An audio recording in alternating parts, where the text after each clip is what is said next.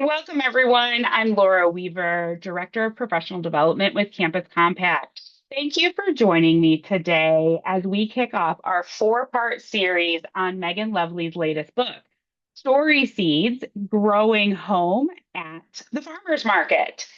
As Megan will share, Story Seeds combines personal memoir and scholarship with more than 200 stories, interviews, and photographs gathered over the course of 4 years from the 32nd Street Farmers Market in Baltimore, Maryland. It explores the power of storytelling to build a shared sense of community and social responsibility. Now, I have not had the opportunity to dig into, you see what I did there? Dig into her book yet, but I am really excited to listen to Megan as she talks about her book and we learn more over the next 4 weeks about this project, which includes methods of storytelling and how it can be used as pedagogy and community engaged scholarship. Now, I know you did not join to hear me yap on, as my nieces keep telling me that I do, or to hear me try and be funny, because let's all be honest, I'm really not. And I know that you were really here to hear from Megan. So without further ado, I am going to turn it over to Megan and let her get started telling us all about her latest book, Story Seeds. Thank you, Laura, for the introduction and for starting off with the pun already. I really think Story Seeds itself is a big pun, like on words and language in terms of there were so many people when I would have these story stands and think I was actually selling seeds, and then I told them it was a whole broader metaphor. So you got us off on the right foot. Everyone, it's so wonderful to be here with you. I'm going to take a moment just to share my screen and make sure we are all seeing the right thing. So Laura, you can see my PowerPoint screen. Okay, so I'm going to do my best to look at the camera. I also have the slides out, so I might look off, but I am here and present with you all. So I'll take a moment to do introductions in just a bit, but before, as I know, we are coming here different parts of our work day and just want to take a moment to ground us. And I'll do that through what's future stories acknowledgement. And I was inspired to write this based on Amalia Deloney, who is a self-described relational futurist and designer of collective imagination. She lives in Baltimore, Maryland, so that's where that connection came from. So I'm going to go ahead and read this. You're welcome to read along, to close your eyes, take some deep breaths, and just take these next minute to ground yourself and transition into our next hour together. So we acknowledge the stories we tell today were seeded by those who came before us and may shape the landscape for those who come after us. We share our stories with this in mind. We honor the sacred nature of story through our attention, how we listen, how we make meaning, and how we choose to act based on the stories we hear and the stories we share. We recognize that stories hold power and that everyone has the rights to share their story. At the same time, we acknowledge that these stories will continue beyond our telling, that these stories are not something to own, but something to share, and that in sharing, they may take on new meaning. In sharing, we open ourselves up to the possibility of adaptation and collective imagination. We take the dandelion puff and we blow, our stories scattered to seed the next generation of storytellers. So welcome, everybody. My name is Megan Lovely. I use she, her pronouns, and I am a social practice artist, an educator, and a community engagement professional. I'm connected to Campus Compact through my role as a program manager for community engaged learning at the University of Rochester. But today I'll be talking about a project that predated my time in Rochester, which was a 4-year storytelling project that I facilitated at a farmer's market in Baltimore, Maryland. I'm going to take a moment now just to say that all the photographs in this slide are credited to Michael Caballés, who is the photographer from the book, also happens to be my husband. He will be joining us for the third week of this webinar when we're talking about ethical engagement of community members in scholarship and art. And so if you're interested in hearing more from his take as a photographer and how he photographs people in public, and to document stories, please join us for that week. And then, because just looking at a brief overview of how we'll be spending our time today. So today is looking at the process of story seeds as a method for gathering stories, to document the communal history of a place. I'm going to start with a brief excerpt from the book itself. I'll be doing a reading about 10 minutes. I'll actually share my screen so that if you're someone who likes to read along, you can read along. It's just a PDF, but you can also see some of the photographs and how those are helping to tell the story. Um, and then because this is was an interactive storytelling project, it's hard for me not to include some sort of interactive component in the workshop. So we're doing a mini workshop based on the story seeds process that is outlined in the book, so you can experience for yourself what that is like. There will be an opportunity for a couple people to share their story if they would like, but that's completely optional. And then I will go into a little bit more of the nuts and bolts of what is the story seeds process, but really with a caveat that this is really a template. This is, the title of today's workshop is a blueprint for cultivating community. So this is a template. I offer it to you, and my hope is that it offers some inspiration for how you might incorporate storytelling as a practice in your own communities. And then we will leave some time for Q&A at the end. So if you have any questions about the project itself as a whole or the process, please hold those questions till the end.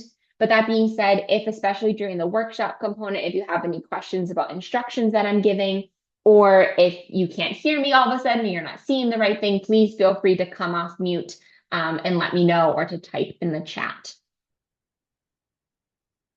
Okay, so with that in mind, thank you, Laura. You've already given the synopsis of the book, so I don't need to read this again. That's pretty much just describing what Laura already said. But just these stories are like Story Seeds is weaving together these hundreds of stories along with my own experience of finding home in Baltimore through this farmer's market.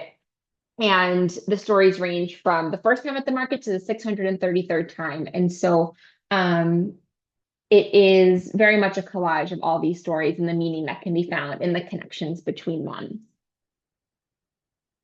So I'm going to transition now into the reading portion. I'm going to stop my share of this screen and switch over to a PDF. All right, Laura, can you see the PDF? Yes, okay. Yes. So if you are, again, if you're someone who likes to read along, feel free to read along. If you like to close your eyes, come off camera, on camera, however you'd like, but we'll be in this portion for about 10 minutes. Welcome. There are multiple entry points into the 32nd Street Farmers Market. Where you choose to enter may depend on your mode of transportation, a craving, or your shopping list. If you're one of the lucky few to get a parking spot, you'll enter the market from Barclay Street. If you have compost to share with the Paul's Farm pigs, I recommend you start at the 32nd Street intersection of Barclay so you don't have to lug it around whilst you shop. While you're there, get one of their stalks of Brussels sprouts. Yes, Brussels sprouts grow on stalks. Kitty cornered next to Paul's Farm, you'll find Cat's Paw Organic Farm, who, thanks to Rudy's greenhouses, is one of the rare farms that sells homegrown tomatoes in the middle of winter. Speaking of winter, did you know that you can buy fresh apples year-round at the market from farmers both named Dave? Need to fill your belly before you're ready to pick a Dave? Let's reorient ourselves to the entrance on Greenmount and 32nd. The Canals à la Bohemia Bakery will curb your appetite and delight your heart whilst you look for something more substantial. A biscuit sandwich from Black Sauce Kitchen is a crowd favorite, but check your watch to make sure you have time to wait in line. Short on time? Maybe an empanada from DMV Empanadas, warm and ready to eat. If you need some caffeine to focus on your shopping list, there's either Zeke's Coffee Van back on the corner of 32nd and Barclay, or Pie Time on the corner of 33rd and Barclay. If you opt for Zeke's, why not stop by Locust Point Flowers for a bouquet? If you opt for pie time, make sure you stop by Bartenfelder Farms for their iconic bucket of collard greens. It will fill your refrigerator for weeks. Oh, and if you have a furry friend, bring them home a treat from Liberty Delight Farms. Dogs may not be allowed at the market, but they can still taste it. For non-coffee drinkers, you'll have to venture into the middle of the market to find Chachu's Chai or White Tea Company, but it will be worth it. Feeling overwhelmed? Stop at the Central Market booth where the market staff can answer all your questions. Just look for the bright orange tent. Vendors are also happy to orient you. If they don't have something you're looking for, they'll direct you to someone who does.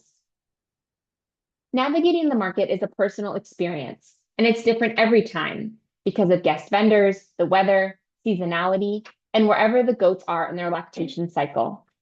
I still remember that morning in January 2021 when I first trekked the 3/4 of a mile from my house. Having spent every Saturday at the farmers market in my undergraduate hometown of Granville, Ohio, I found a comforting familiarity in the fields of canopy tents on pavement. Open year-round, rain or shine, it was the through line of my time living in Baltimore. That first winter, the 32nd Street Farmers Market offered me more than fresh apples and buckets of collard greens. Moving to a new city in the middle of a global pandemic, the market was the one place where I could be with others in community. I was in my first year of graduate school at Towson University, and my MFA program required a public-facing thesis. Inspired by my undergraduate experiences with community-based theater, I knew I wanted the project to be community-based. But what did I mean when I said community? Was it a group of people? A place? How could I be a community-based artist without a community to ground myself in?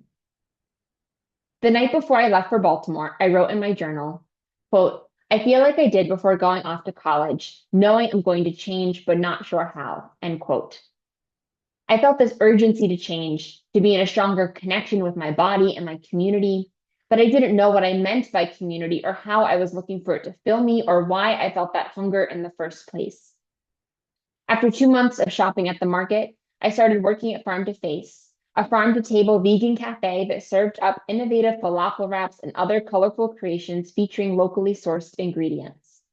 The collard greens that owner, founder, and chef Miranda Betts served the falafels on reminded me of my first love affair with collard greens in Granville. It was a taste of home in this new city. Working at Farm to Face, I experienced the network of community between vendors. I loved when Miranda sent me shopping. I'd buy a box of mushrooms from King Mushrooms and julienne them under our tent for the pulled barbecue mushrooms we cooked back at the cafe. Sometimes we paid cash, and other times we traded wraps and red eyes, falafel balls that we pressed our thumbs into to make a well for tahini sauce and an eye of sriracha. For the first 6 months, I'm new to Baltimore was a recurring line in all my exchanges with customers and other vendors. This introduction naturally prompted the follow-up question, where did you move from? My straightforward response was that my family is from and still lives in Massachusetts, and that recently I was living with them because, well, COVID. There are more layers to this question, though.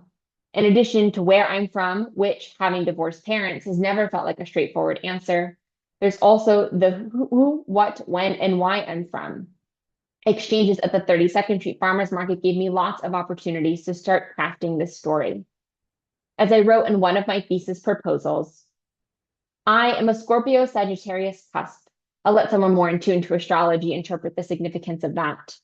I am from pull yourself up by your bootstraps values, finishing what you started, and the type of resilience that sometimes breeds the, well, I figured it out, so why can't they sort of attitude. Individual-oriented values which have masked larger systemic barriers. I'm from the sacredness of salt water, an emphasis on the body's wisdom, an attitude for gratitude mindset, and a love over fear philosophy. I'm from Taylor Swift concerts and backyards and bedrooms. I'm from armfuls of oysters and garden lettuce. I'm from a yearning for my own sense of place. It's not that I grew up without community. In my suburban hometown in Massachusetts, my community was defined by a network of families we met through the public elementary school and later homeschooling. We shared childcare, carpooling, and even schooling responsibilities, offering a critical support system for our parents. Getting involved in theater in high school, I experienced my own network of social support, and it's the sense of belonging I experienced there that inspired me to pursue theater in college. But these were both different kinds of community from what I would experience in Baltimore. Inspired by how exchanging stories at the market connected me to my new home, I set up story stands and invited community members to share a moment, feeling, or image that shimmered for them from the market. Practicing Spanish with the vendor, the first solid food their baby tried, holding hands with their partner. People verbally shared their favorite memory and then translated these stories onto two wooden teardropped pendants, story seeds. One seed they dropped into a clay pot. The other one they kept for themselves, tucked into a hand-drawn seed packet with the quote, "What you pay attention to grows," from Emergent Strategy by Adrienne Marie Brown, directing our attention to our habits of shopping, why we show up, and what and who we come here for. As one community member shared, everyone has different needs that get filled at the market. For her, it creates a sense of belonging. Eventually, I displayed the collected seeds on a bulletin board, creating a collage of stories that documented the community we were all building and a part of. Unlike the planned meetups and structured rehearsals of my childhood communities, this was a community developed through an emergent process. At one story seed stand, a couple drew spirals on two companion seeds to represent returning to the market week after week and all that grows from that. Seeing their stories reminded me of fractals and the repetitiveness inherent in community building. As Adrienne Marie Brown writes, interdependence is iterative and, quote, is a series of small repetitive motions, end quote. Building community is a series of small repetitive motions. It requires showing up again and again. I'm going to stop the reading there and I'll pivot over to the main presentation again. Okay. Laura, thumbs up, screen. Yes, thumbs up. Okay, great. Okay, so as we transition now into the mini workshop, just a couple notes about the method that I'll share. I cut off some of it, this welcome chapter, just because it goes into more nuts and bolts of the book. But I ended on that line that the community requires, it's iterative, it's showing up again and again.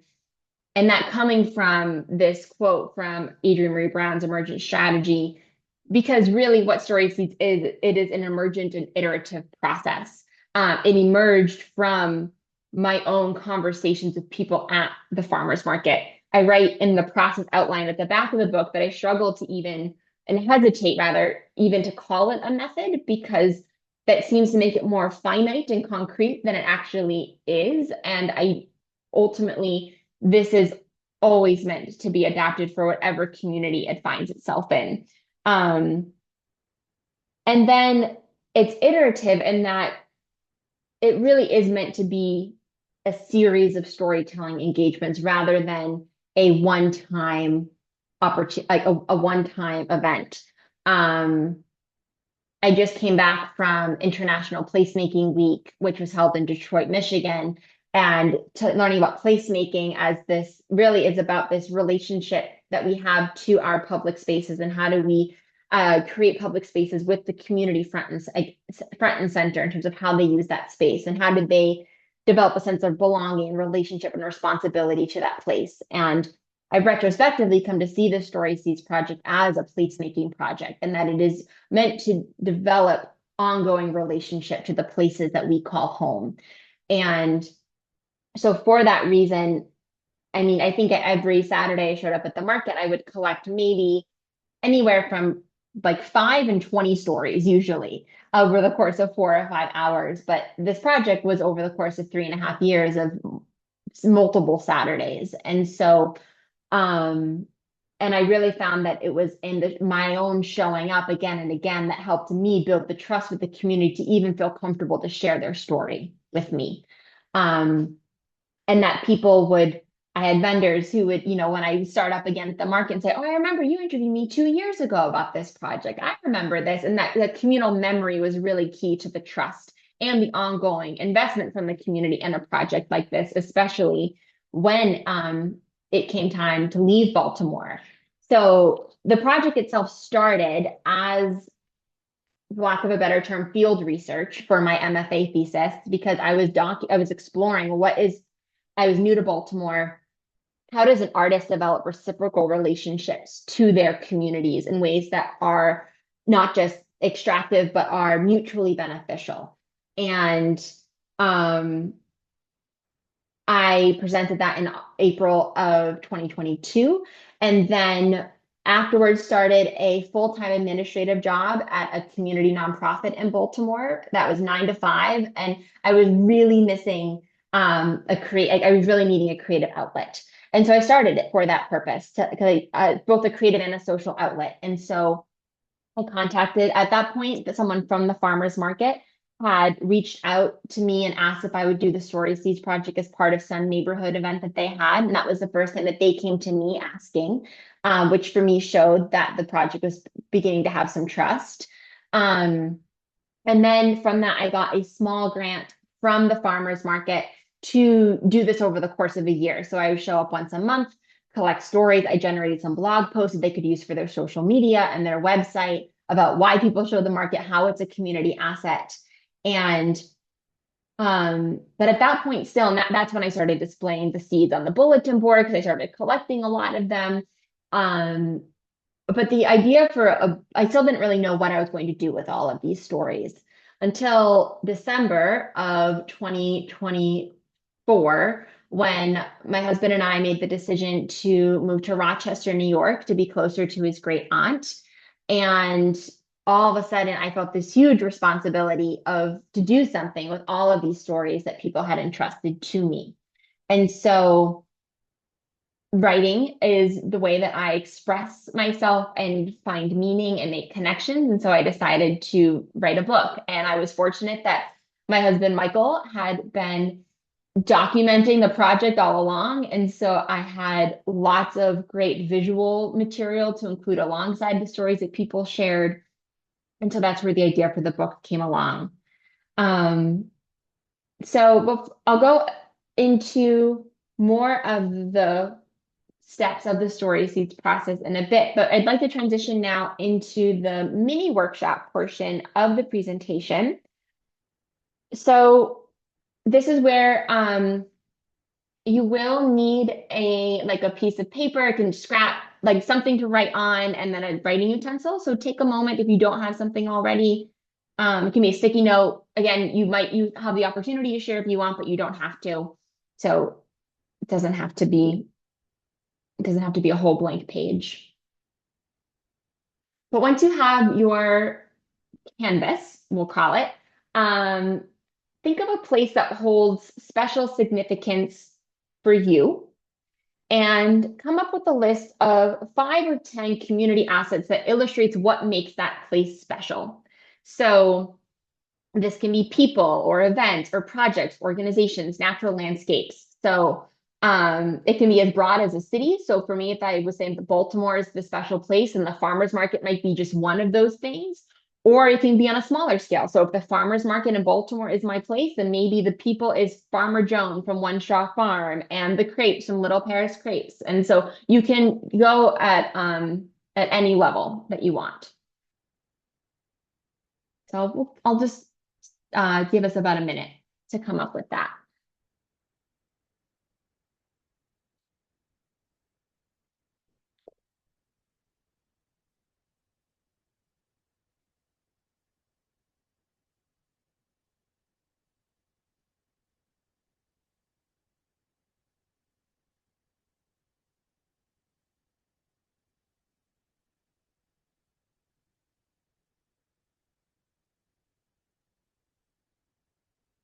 All right. And if you're still working on your list, that's okay. But now identify an audience who you would like to share this place with. Um, this could be tourists to your city. This could be a family member or a friend who's visiting and you want to take them to a favorite coffee shop. This could be, if I'm thinking from my lens of a program manager for community engaged learning. I want to share this with my students because I want them to, if I'm talking about Rochester, I want them to develop a sense of belonging and pride in living in the city of Rochester. So they want to stay here after they graduate. So pick an audience and then select one of the community assets that you brainstormed that you could develop into a story. So, for example, the place if one of I'm going to keep running with the Baltimore. So, if you chose Baltimore and in Baltimore, you really loved Bird in Hand Cafe, one of the bookstore coffee shops there. And maybe there's a favorite barista that you have there, and it's your favorite because they know your coffee order. So maybe you tell a story, but the first time you showed up and they memorized your coffee order, and you were like, "Oh, I'm known here. That's really cool. Now this is my spot." So take another 30 seconds to a minute to think about. You can jot notes down. You can just think about it. You can start to draw if you're more like if you like to express yourself visually, but how you might turn that into a story.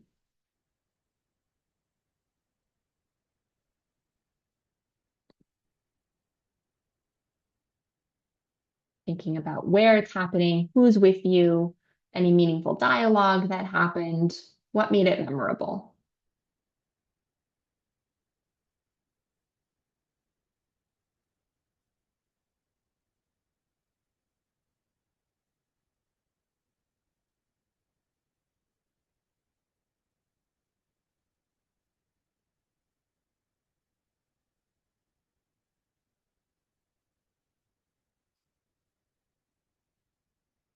All right. And then you might have already done this, but you have your blank sheet of paper, and on that blank sheet of paper or a corner of a paper, draw yourself some sort of shape that can act like a container for your drawing. So if you want to go with the story seed theme, you can draw a big teardrop shape. You can just do a square or a circle, but something that will contain your story.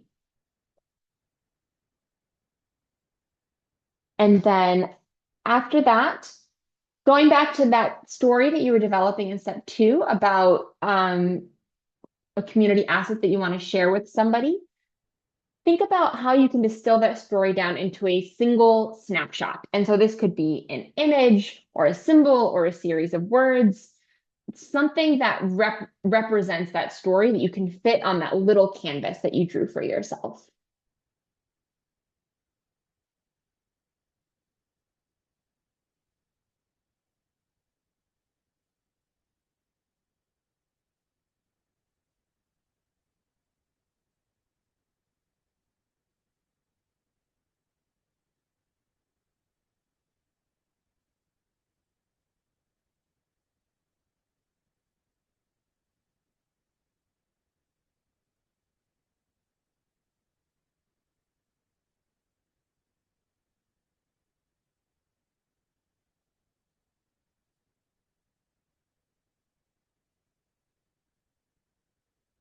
All right. If you're still drawing, that's okay.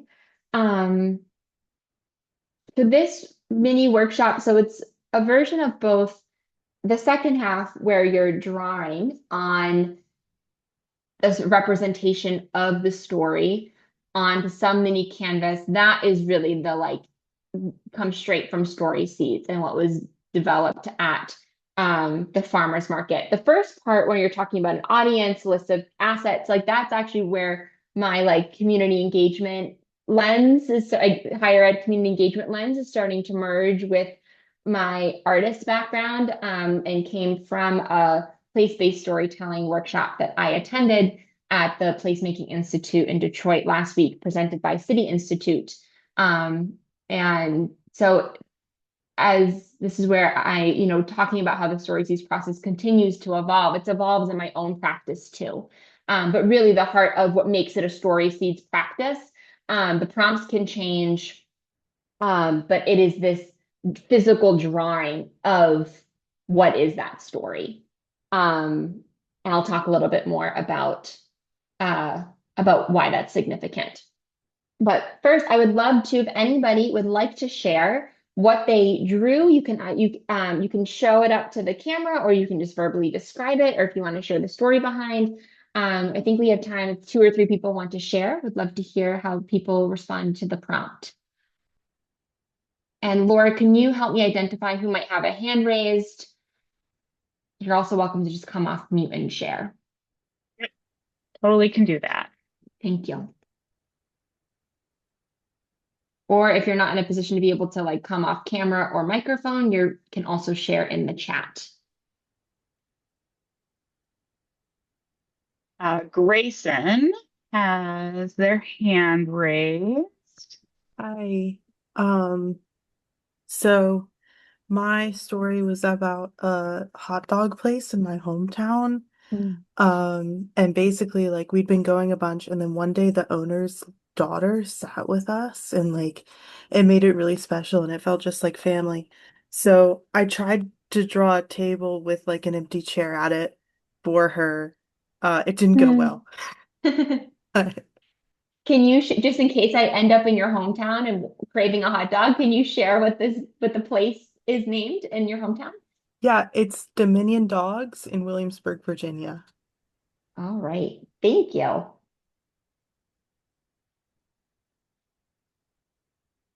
right. Who else would like to share?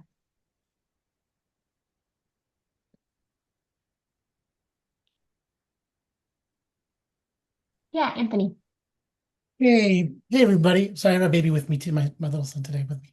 Um, but the place that I had was thinking of was when I studied abroad in El Salvador, and I worked with this wonderful community organizer named Hector in San Ramon, and I learned so much that semester about community and like about how we engage and how much we have to listen and pay attention first. And Mm, there was this one day where we were up in like on the side of this volcano that's where the community was. And we had not all year seen this like really beautiful bird called the torogos. It's a turquoise brown motmot, but it's called the torogos. It's like one of the national birds of El Salvador. And I was like looking for it all year. And then Hector, of course, Hector like noticed it and pointed it out. And like we all looked up and we were like so amazed and like love this, like it's this beautiful turquoise bird. And it's like a symbol for me of like having to slow down enough to pay attention mm, to like what is already there before, you know, we all came into that year with like such like fervor to like do something that semester. We were only there for 5 months. And so it's like, what could you really do? And Hector was like, listen and like, pay attention and be with mm, people.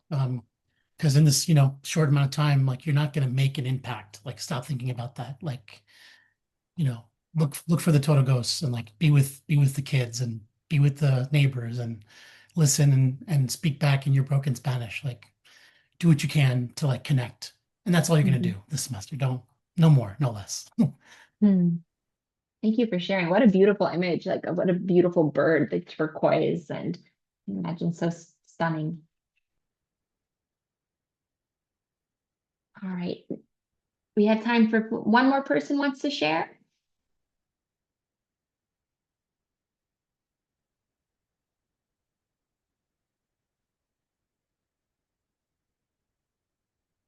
We do have one in the chat.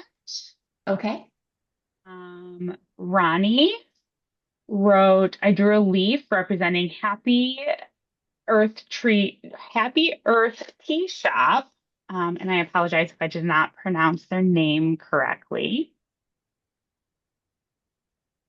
For Happy, I happen to know Happy Earth Tea Shop because that is a Rochester uh, tea shop, and Ronnie and I have met there several times. So, yes, I can attest that it is a real gem that we have here in Rochester.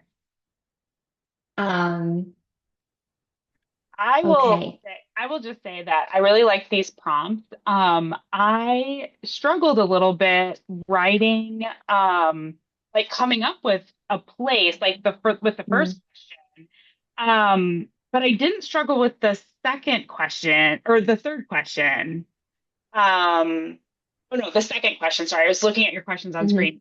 The second question of like what once I got to the second question, I was then able to go back and think about the first question. So that was really interesting to me. Like when I had to just think of a significant place, my mind went blank. But then when mhm, it was like identify an mm, audience who would like to share, like I was like, oh yes, now I have all of these places that I can talk about. yes. So I thought that was really interesting, just for like how I guess, process those types of prompts. So that was, and then I found myself going off on a tangent of why that was, which is very common for me to do.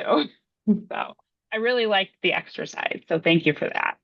Yeah, thank you, Laura. And I think you're identifying a really important piece in that what makes these stories are the details and the people and like and how it is the stories that make a place come alive. And I think for me, the farmers market is such a beautiful representation of that because this farmers market in the Waverly neighborhood of Baltimore is in a empty parking lot. That's right throughout every other day of the week, it's an empty parking lot. And I would run by it every other day and it didn't feel very welcoming. I didn't like being by it. But then on Saturdays it would bloom with all of these beautiful canopy tents and it becomes this beautiful community hub.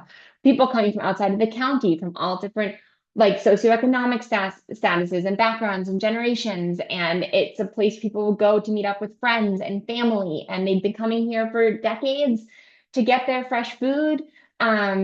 They had relationships with farmers, or maybe it was their first time, or they were just passing through Baltimore. So I think that, in hearing the stories that everybody shared, like it's the people that made it come alive. Grayson, when you were talking about the hot dog place, like Dominion Dogs, what made it special was that one day that the owner's daughter sat with you and shared a hot dog. And like that's what made it memorable. Or Anthony, you talking about it's Hector that helped you see this Dorogos, like slow down enough to see it. And so and then Ronnie, you just drew the leaf for happier teens.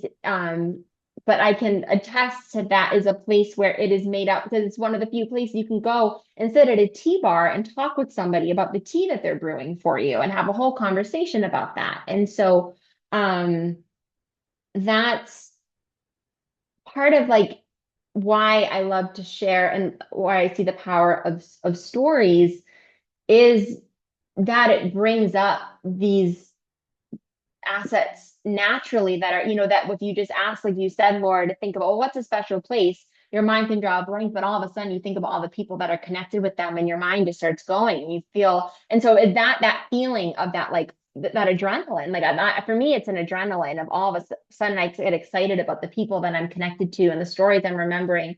And that's what makes me feel connected and responsible and love and to love a place. And, um, and then that point about, just even afterwards going through and say, well, what are the common connections between our stories? That's really the process that I went through when I was writing the book of story seeds. Is all of a sudden I had these hundreds of stories and I coded them. Like I had them in an Excel sheet and seeing, okay, like what are the common themes that are emerging? Communal care, access, able to like access to fresh food, whether that is um physically being able to go and walk and get fresh produce or being able to use your EBT benefits to get them, or um the opportunity to experience this network of care and people who would remember um like I can speak even to my experience at a farmer's market when I was in college, like the chocolate milk farmers who I saw every Saturday, and they saw me go through my whole 4 years at college. And it was really special to have someone reflect my life back to me.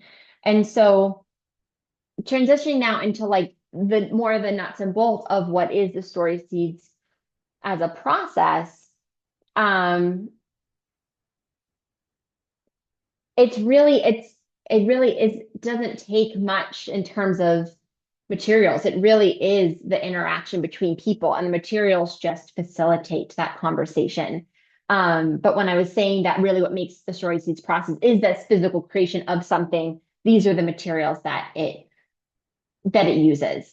Um, so I outlined it you heard a little bit in the welcome chapter about the physical wooden pendants. So for me, like the seeds, I put it in quotes here because for me there are these wooden pendants, but for you they could be sticky notes. They could be note cards. They could be a rock that you want people to paint on or draw on, whatever. It's just something The seeds are the canvas. Today, our seeds were whatever canvas you drew on your piece of paper.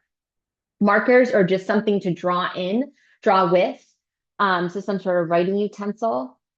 Something to put the seeds in. And so we didn't have that today, but like what you'll see on the screen, these packets, so that I hand drew, like that's what people would take and then take the seeds out of.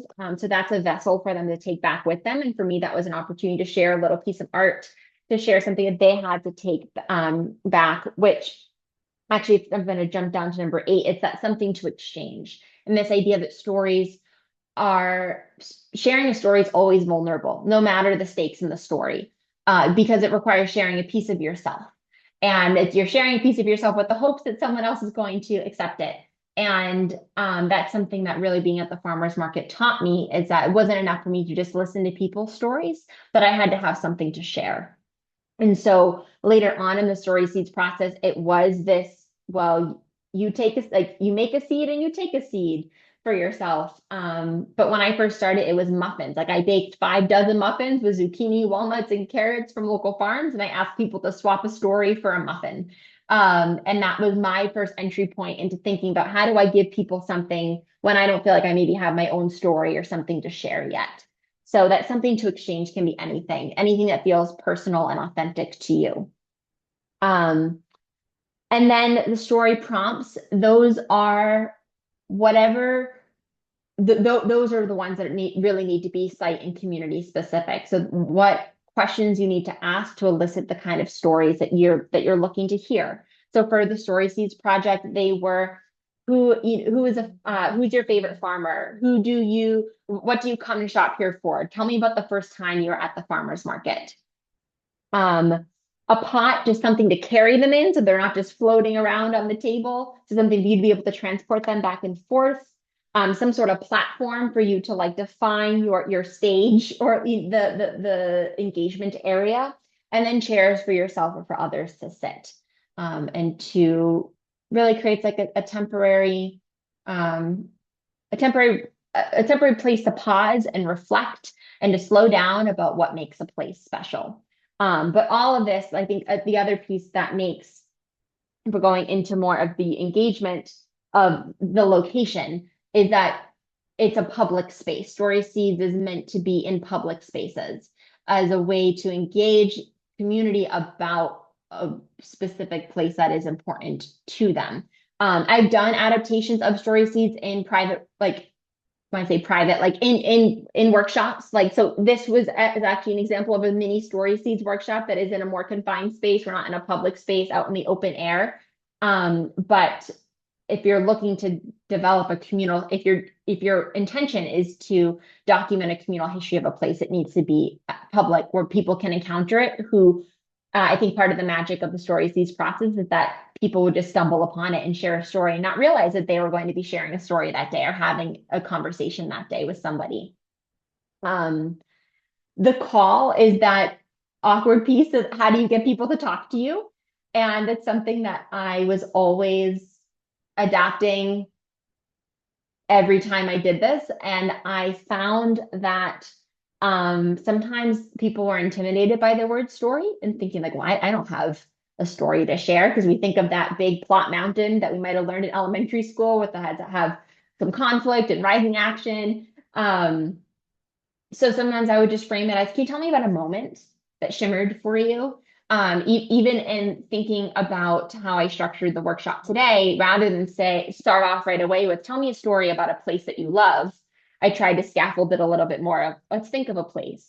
Now let's think of it. Now, what makes that place special? Come up with a list. Now, who might you want to share this with? What on that list would be relevant to them that would make them want to come visit that place? So even every time I teach a workshop, every time I do an engagement like this, I'm always adapting that call and how I invite people to engage. And then the entry point can be like in terms of how are people actually sharing the story. It can be verbally sharing it. It can be making art first. They can be doing both simultaneously. They can do one or the other. But I think offering multiple entry points for people to share based on their comfort levels is important. There's the art making. And so I said already, so that's some visual representation of the story that they orally shared. That's this living document. Um, and then something to exchange, which we've talked about.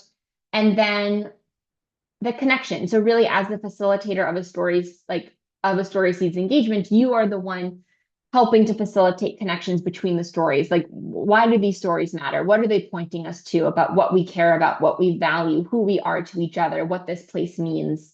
And when I first started, when I didn't have as many seeds, it was really me doing all of that verbal connection, like verbal sharing. But the benefit to when I started to display the stories is that people could start making those connections on their own as they were seeing what others were sharing before them. So that's also something you can invite other people into conversation about. And then the last piece about the process, which I didn't write on the slide, but really is the magic of it, is the transience. That it I tried recording stories several times throughout the process, and it was always clunky and changed the interaction. When I was writing the book, I did follow up with some people to, um, in order to do actually, recorded interview, and some of those interviews are included in full in the book that really illustrate some of these themes in more depth. But I think what this process is really good at is just getting what is the general landscape of a place and people's attitudes and feelings behind it. And so if you do think that you might want to do some more in-depth interviews with anybody, I would recommend having a place for them to write their names, their contact information.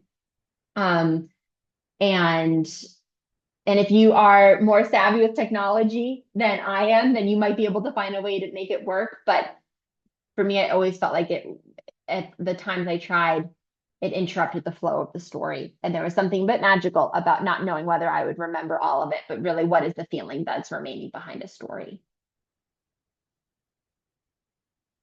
All right, so I'm going to transition now. We have about 10 minutes left and leave some time for any questions. We can have some open dialogue for the next few minutes.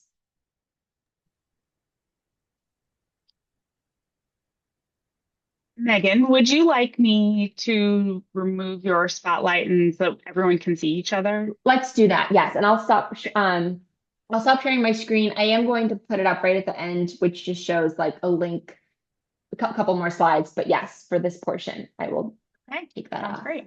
Well, we are all back in community together, which I think it's always nice to be together.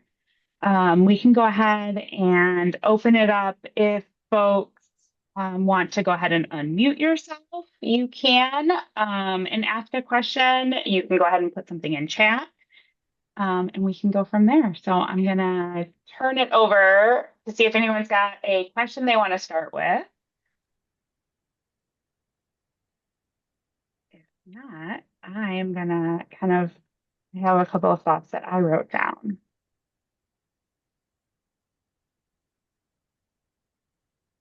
Oh, Anthony raised his hand, of course. Hey, everybody. Megan, given that not all of us are writers in community Hmm. engagement spaces, when if we're doing a practice of story seeds and finding ways to kind of collect these stories, what are other ideas for how we can, share them, Mm. or like what other uses are that sounds like really utilitarian, but like what other uses are there for this practice? How else can we kind of express it on our campuses, in our Yeah. communities, like to our, to our colleagues? Like how do you recommend, or how have you seen other people maybe share the fruits of this process? Yeah, that's a great question. So I would say like really the writing only mattered in the writing of the book in terms of how I shared the project as a whole. But every time I did a story seeds stand, I was sharing the project because I had that visual representation of the seeds. And so they really can speak for themselves, I think, in terms of a visual representation of a community that you're building or a part of or what matters to you. I've facilitated like community engagement 101 workshop, um, multiple iterations of it through the at the University of Rochester, and done a version of story seeds where asking students to reflect on a meaningful community engagement experience that they had. And at the end of every workshop, they put those on on the poster board. And so every time I do the workshop, everyone sees the seeds that were created before them.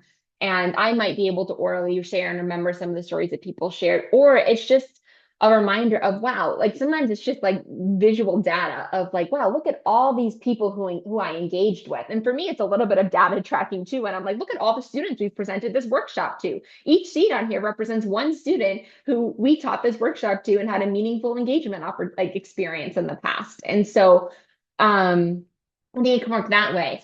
This actually, like, if you are savvy with a recorder, if you come more from like a journalist background or from filmmaking, if you are like good with the recorder and you are able to get voice memos, I was in a really cool presentation at the placemaking week last in Detroit where somebody they did like an audio collage of all the people that were connected to the project they were presenting about, recognizing that not everyone was able to be there physically to talk about the impact of the program.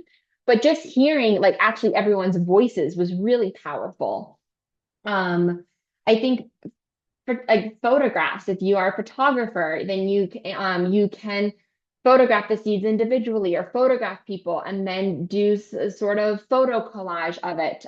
There's a whole extension of this book on my website called the seed catalog, which is every single seed that somebody shared. That's really just the image of the seed and a few notes about it. It's not as narrative based. And so for me, the writing was just my own way of making meaning and making another story out of all the stories that people shared. But there's so many ways, just even finding a public space to display what people have created.